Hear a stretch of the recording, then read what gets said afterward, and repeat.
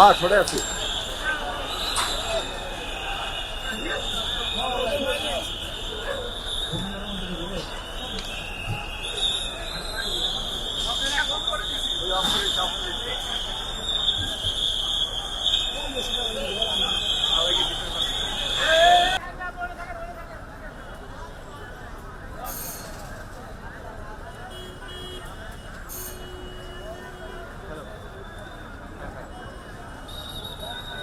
এখানে সেনাবাহিনী এবং পুলিশের সদস্য তারা উপস্থিত হয়েছেন। এখানে আমরা দেখছি যে দীর্ঘ সময় ধরেই কিন্তু যান চলাচল যেটি সেটি কিন্তু বন্ধ রয়েছে। সেটি স্বাভাবিক করার জন্য কিন্তু এখানে আন্দোলন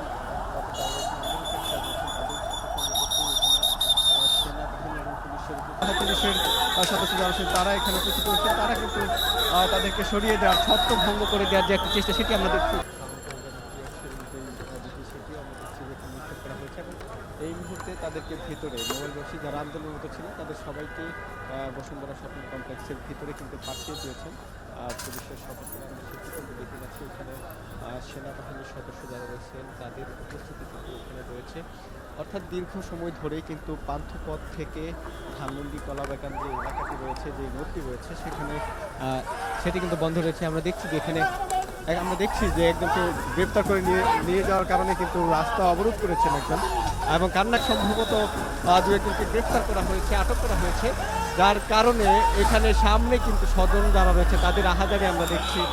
তারা কিন্তু সেই গাড়িটিকে পুলিশের সেই